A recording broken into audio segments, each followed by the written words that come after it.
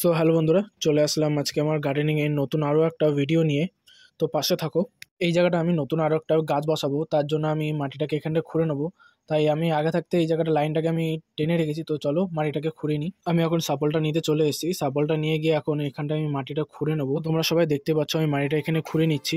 আর আমার এই ভিডিওটা কি কোথা দিয়ে দেখছো প্লিজ আমাকে জানিও।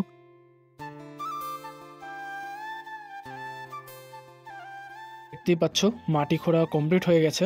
এখন হাত দিয়ে মাটিগুলোকে আমি ঝুড়ো ঝুড়ো করে নেবো, কারণ মাটিগুলো সব শক্ত হয়ে আছে, তোমরা সবাই দেখতে পাচ্ছ।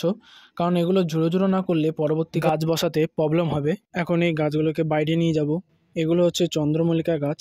সেম রকমভাবে আমি এটাকেও নিয়ে যাব। এটাকে আমি জারের ভিতরে ভরে রেখেছি, কারণ এগুলো সব মরে যাচ্ছিলো, তাই আমি জলের ভিতরে রেখে দিয়েছি। দেখতে পাচ্ছ সব এক করে এই চন্দ্রমল্লিকা গাছগুলোকে আমি এই ট্রের মধ্যে রেখে দেবো। দেখতেই পাচ্ছ তোমরা সবাই, অনেক রুটিং বেরিয়েছে এগুলোতে। এখন এই গাছগুলোকে আমি এক এক করে সবকটা আমি বসিয়ে দেবো এর মধ্যে। ততক্ষণে তোমরা চ্যানেলটাকে লাইক ও সাবস্ক্রাইব করে নাও এরকম আরও নতুন নতুন ভিডিও দেখার জন্য। সব গাছ বসানো হয়ে গেছে, দেখতে পাচ্ছ তোমরা সবাই। এখন এগুলোতে আমি জল দিয়ে দেবো।